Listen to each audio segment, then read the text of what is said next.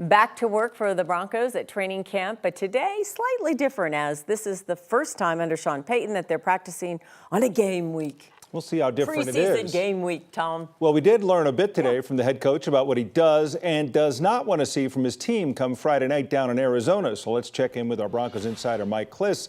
Mike, so much, of course, this year being made of the starters playing in preseason games. How much are we going to see of those starters Friday night against the Cardinals? He said about 15 to 18 plays, which is quite a bit. Of course, last year that would have been, the first half. That's quite a bit of playing time. And I think it will be mostly the offense that does the playing. The defense has a lot of guys that maybe you don't play that much. Randy Gregory, Frank Clark, Justin Simmons has a groin pull a little bit, so I don't think he's going to play. But that's quite a bit, 15 to 18 player snaps. Watch it right here on 9 News on Friday night. Good one. That was a good little plug there. So what does Sean Payton not want to see on Friday night? He does want to see some things, doesn't want to see some. Yeah,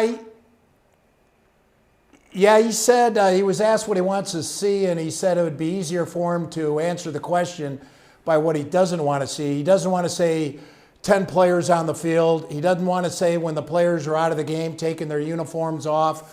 He doesn't want to see, he called them the Gilligan hats. Sorry, little buddy. He doesn't want to see sunglasses. The one bad thing he said, though, is he doesn't want in-game interviews, which we want.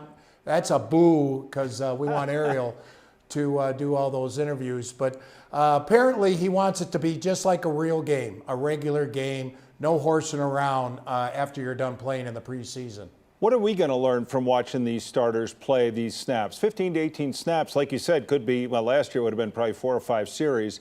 The idea is to make it less than that. But what do we want to see from, will we learn more from the starters or maybe those who get to play afterwards?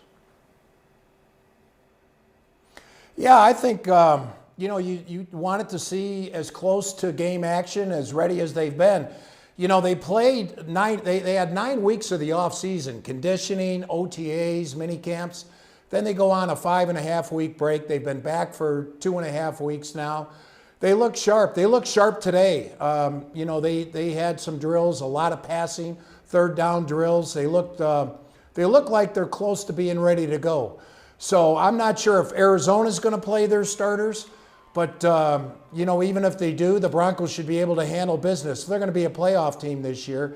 They have to show that execution and kind of raise hope for all of Broncos country right away, because it's a little depressing around here after 6 straight losing seasons. See if they look like a quality team right off the bat. Yeah, and the key to that, we were just looking at some of the clips of Russell Wilson in practice today. Every practice for him so closely scrutinized. How did he look today? He looked really good. I think he completed 9 of his first 10 passes in the 11-on-11 team drills, which is good.